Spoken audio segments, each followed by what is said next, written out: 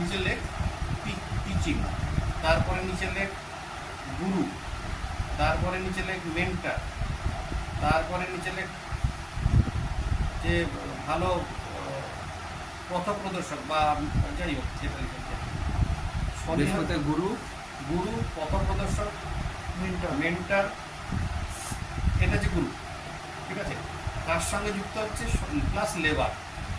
শনি হচ্ছে পরিশ্রম, লেবার বা পরিশ্রম, কর্ম। কর্ম। তারপরে কর্মটা কোথায় যাচ্ছে?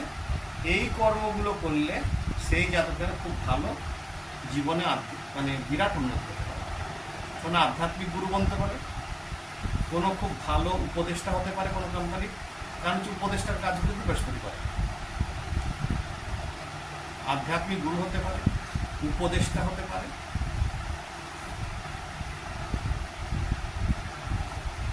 কোনো বড় স্কুল কলেজের প্রফেসর হতে পারেন, ঠিক আছে।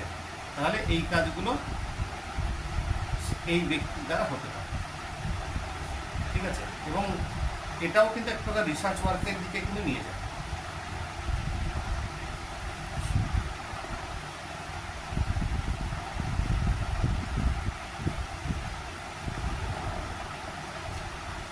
শনি হয়ে গেছে, এবার হচ্ছে বৃহস্পতি শুক্র,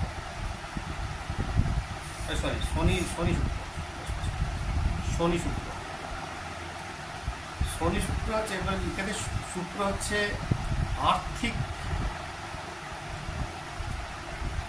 গতিবিধি, মানে আর্থিক উন্নতি বা অবনতি, সে সমস্তটাই শুক্রের আন্ডারে পড়ে। অর্থিক গতিবিধি, আর্থিক লেনদেন। আর শনি হচ্ছে লেবার বা পরিশ্রম বা কর্ম। শনি তাহলে হচ্ছে কোথায় কি কাজটা হচ্ছে? যদি সেই ব্যক্তি অলস করে না হয়, তাহলে যেখান থেকেই হোক সে রোজগার করবেই। কারণ শনি হচ্ছে লেবারের লর্ড, পরিশ্রম কর্ম লর্ড, আর শুক্র হচ্ছে তার হচ্ছে আর্থিক লর্ড। সে যা করবে তাতেই কিন্তু তার উন্নতি ঘটবে, আর্থিক উন্নতি অবশ্যই ঘটবে।